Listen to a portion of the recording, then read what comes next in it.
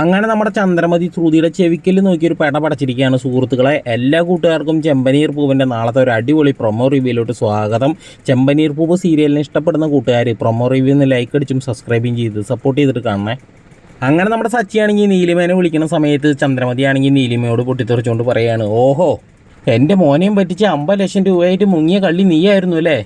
അത് കേട്ട നീലിമയാണെങ്കിൽ ചന്ദ്രമതിയോട് പറയാണ്, ഞാൻ എന്തിനാണ് അങ്ങനെ ചെയ്തതെന്ന് പറയുകയാണെങ്കിൽ എനിക്ക് പറയാൻ ഒരുപാട് കാരണങ്ങളുണ്ട്. അത് കേട്ട ചന്ദ്രമതിയാണെങ്കിൽ പൊട്ടിത്തെറിച്ചുകൊണ്ട് നീലിമയോട് പറയണം, വായടിക്കടി, നിന്നൊക്കെ എന്താ വേണ്ടതെന്ന് എനിക്കറിയാം.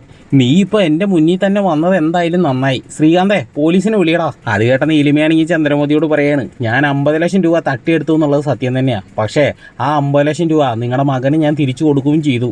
അതും പറഞ്ഞ് നീലിമയാണെങ്കിൽ അവിടുന്ന് സ്ഥലം കാലിയാക്കാണ്. ചന്ദ്രമതിയാണെങ്കിൽ പൊട്ടിത്തെറിച്ചുകൊണ്ട് നമ്മുടെ സുധിയുടെ കഴുത്തിന് കയറി പിടിച്ചിട്ട് പറയുകയാണ്, നീ എന്നോട് കള്ളം പറഞ്ഞില്ലടാ, നിനക്ക് വേണ്ടി ഞാൻ എന്തൊക്കെ ചെയ്തിട്ടുണ്ട്. അപ്പോഴാണെങ്കിൽ ശ്രുതി പറയണത്, അമ്മേ ഞാനല്ല അമ്മ, ഇതിൻ്റെയൊക്കെ പിന്നിലെ ഐഡിയ പറഞ്ഞു തന്നത് ശ്രുതിയാണമ്മ എന്ന് പറയാൻ കേട്ടോ. അത് കേട്ട വശം തന്നെയാണെങ്കിൽ ചന്ദ്രമതി ഒന്ന് ഞെട്ടുകയാണ് കേട്ടോ. ചന്ദ്രമതി ഇങ്ങനെ കലി തുള്ളിയിട്ട് ഇങ്ങനെ നിൽക്കുകയാണ്. അപ്പോഴാണെങ്കിൽ ശ്രുതിയാണെങ്കിൽ പിന്നിൽ കൂടെ വന്നിട്ട്, ആൻറ്റി എന്നോട് ക്ഷമിക്കണം ആൻറ്റി എന്ന് പറയുമ്പോഴേക്കും ചെവിക്കല്ല് നോക്കി ഒരു ഒറ്റ അടി അടിച്ചിട്ട് കഴുത്തിന് പിടിച്ചിട്ട് വീടിൻ്റെ പുറത്തേക്ക് തള്ളി എറിയാൻ കേട്ടോ സുഹൃത്തുക്കളെ. അപ്പോൾ എല്ലാ കൂട്ടുകാർക്കും പ്രൊമോ റിവ്യൂ ഇഷ്ടമായിട്ടുണ്ടെങ്കിൽ ഒന്ന് ലൈക്ക് അടിച്ചും സബ്സ്ക്രൈബും ചെയ്ത് സപ്പോർട്ട് ചെയ്തിട്ടും കൂടി പോണേ.